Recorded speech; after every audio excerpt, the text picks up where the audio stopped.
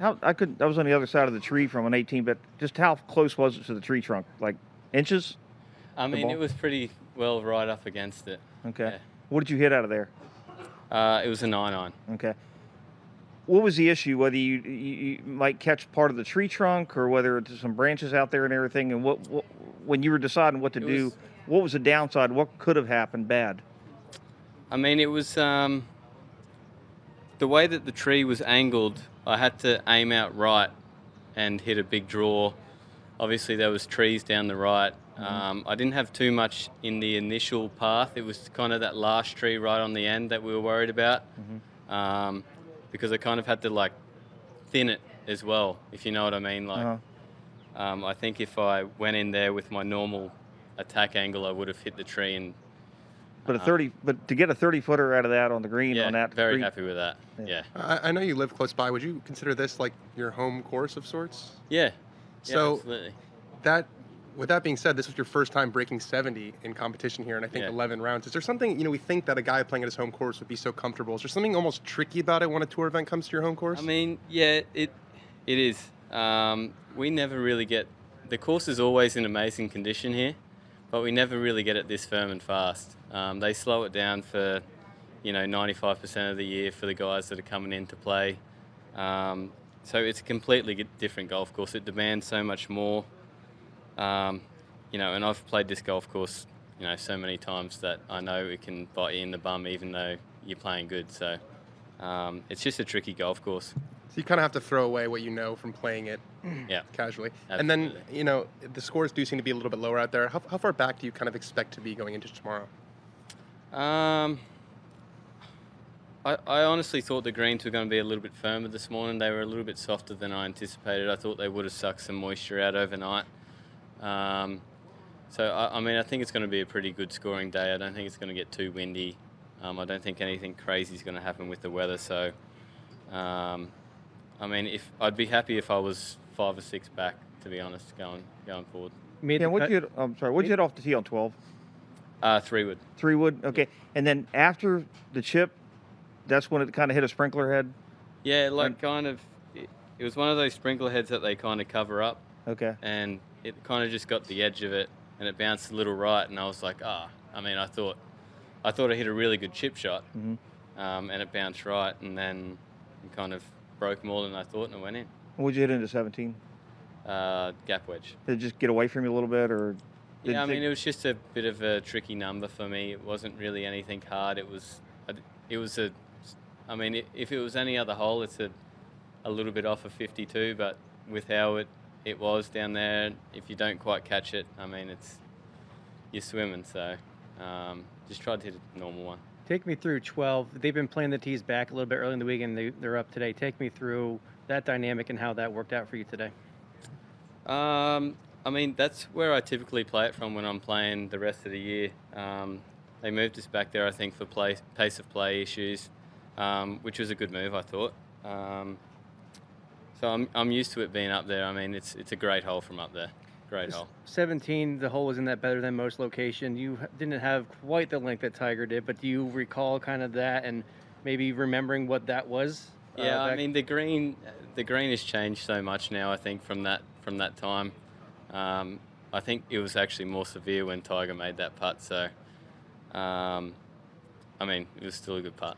Specifically about the round, what was working for you different? You made the cut in the number yesterday. What was it about today? Feelings, weather-wise, what was it about today that worked so well for you? I think I had a good practice session after yesterday's round. I kind of sorted some stuff out with the longer game. I felt really comfortable around the greens and putting all week. It actually kind of probably saved me. It made me be here on the weekend, and then today I think I just hit the ball a little bit better. Forgive me for those of us, if this is a silly question, but for those of us who don't know, when you do want to play here, are you just like playing behind anyone who comes and plays, or are there days where it's like blocked off for you guys to play? We the tour players typically get the first 2 groups of the day, so we get out before everyone else, but we can play in the middle of the day as well if we want. Yeah, what happened on the second shot on 10? It was probably a worse lie than what I thought it was. I was having a good day, so I was like, I'll just try and hit it, and I probably shouldn't have. There's a little bit of grass behind the ball. I mean, looking back on it, hindsight's a wonderful thing. I probably should have chipped out. With that pin being front left, I mean, it's a pretty gettable location from the fairway. So, yeah, just the grass caught my club. I hit a tree and it come back. Yeah, that didn't affect your decision to get a little risky on 18, though, right?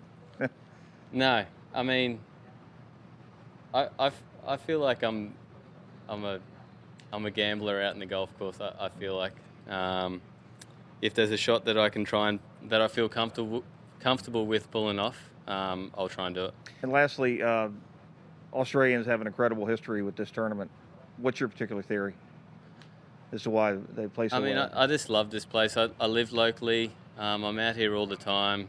I mean, the fans are great here. The locals are awesome people, and I know it's like a second home for me. So I love it personally. Well, why do you think the Australians have done so well?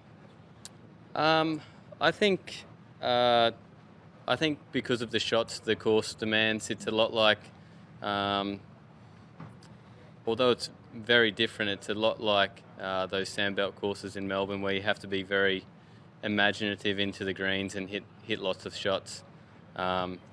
And, you know, most of the time you have to hit the perfect shot to be really close. What are the plans the rest of the day? Local guy, what are you doing? Dinner plans, what are you doing?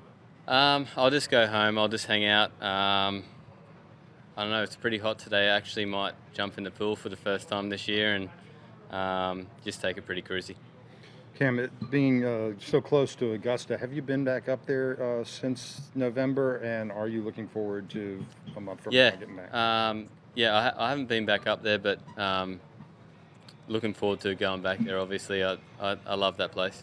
I mean, having your name in the history books up there now, being the only guy to shoot in the 60s. Yeah, I know. It's that's a very weird thing. I mean, I didn't even know that existed. To be honest, I thought someone would have done it for sure. So that's very cool. Yeah, Cam, Jeff Plotz told me something. He said you're one of the local guys who really shows an interest in agronomy. Yeah. And he said you come around, you ask a lot of questions, you hang with him and the staff and everything. Is that something that's always interested you and what goes into the playing surface? I love my lawn, so I like to pick Jeff's brain on just like disease control, water, like fertilizer, all that stuff. I like to just pick his brain, and obviously they do such a good job here. He's probably the man to ask. You cut your own grass? Yes. Okay, cool. Thanks, Cam.